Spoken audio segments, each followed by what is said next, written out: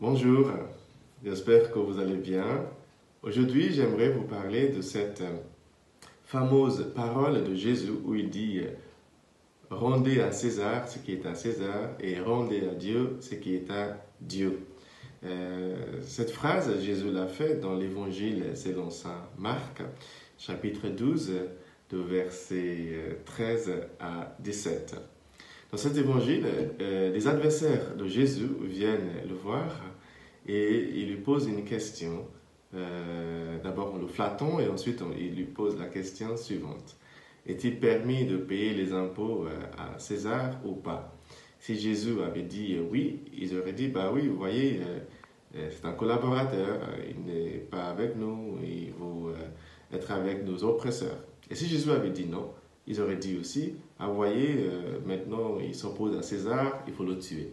Donc de toute façon, Jésus allait être en difficulté, qui répondent oui ou non. Donc la première chose pour moi à apprendre de ce texte ce matin, c'est de jamais répondre avec un simple oui ou non à une question complexe. Quand quelqu'un te pose une question piégée ou une question complexe, prenez le temps pour respirer, pour réfléchir et pour répondre. Gardez toujours en tête les 3 R. Pour respirer d'abord, réfléchir et répondre. Ne répondez jamais à une question complexe avec une question ne répondez jamais avec un simple oui ou non à une question complexe. Moi, personnellement, c'est très facile pour moi. Pour la respiration, je prends le sourire. Quand la question est complexe, je souris d'abord. Ça me permet donc de respirer. Et ensuite, je réfléchis avant de répondre. La deuxième chose que nous pouvons apprendre de ce texte ce matin, c'est qu'il doit y avoir une place pour César. Mais qui est César? Dans ce texte, beaucoup ont vu la séparation de l'État et de l'Église. Oui, mais ce n'est pas de tout ça en fait. Jésus ne voulait pas dire qu'il fallait séparer l'État et l'Église. Évidemment, je pense que Jésus aurait dit qu'il faut bien séparer l'État et l'Église, mais ce n'est pas ce qu'il voulait dire dans ce texte. Ce qu'il voulait dire, c'est qu'il faut que César assume sa place. Il disait aux gens, payez vos impôts, soyez des citoyens responsables, engagés. C'est ça qu'il voulait dire. C'est vous les Césars, c'est moi le César, ce n'est pas l'empereur. Le César, c'est nous qui payons les impôts. Le César, c'est nous qui allons voter. Les Césars, c'est nous qui allons créer des associations pour rendre notre société plus développée. C'est nous les Césars qui doivent prendre en main notre société. C'est ça que Jésus voulait dire. Il y a une place pour nous tous. Chacun et chacune de nous doit assumer sa responsabilité au sein de la société.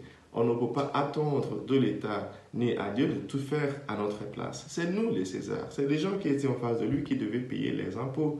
Donc quand Jésus dit rendez à César ce qui est à César, il a dit effectivement assumez votre responsabilité pour votre société. C'est vous les Césars. Payez les impôts et faites ce qu'il faut pour que votre société soit ce que vous voulez. Vous voyez? La troisième et la dernière chose que j'aimerais dire, c'est qu'il doit y avoir aussi une place pour Dieu dans nos vies. Nous sommes César, oui, mais César a besoin de Dieu. César a sa place, mais César a besoin aussi que Dieu ait sa place dans son cœur. Donc, rendons ce qui est à Dieu vous dire, rendez-vous à Dieu. Rendez-vous à Dieu. Donnez-vous à Dieu. Demandez à Dieu d'être en vous. Demandez à Dieu d'avoir sa place dans vos vies. Parce que rien ne peut remplacer Dieu. Nous ne pouvons pas remplacer Dieu avec une idéologie, ni avec un système politico-économique d'ailleurs. Nous avons vu les résultats à chaque fois que nous avons essayé de remplacer le transcendant avec des idéologies philosophiques ou autres. Ça ne marche pas, ça ne marchera jamais, parce que Dieu est au-delà de tout ça. Nous ne faisons pas asseoir Dieu sur le siège de César. Dieu a sa place et c'est dans notre cœur. Rendons-nous à Dieu et soyons les Césars, les bons Césars pour notre monde. Ce matin, que Dieu vous bénisse, le Père, le Fils et le Saint-Esprit. Amen.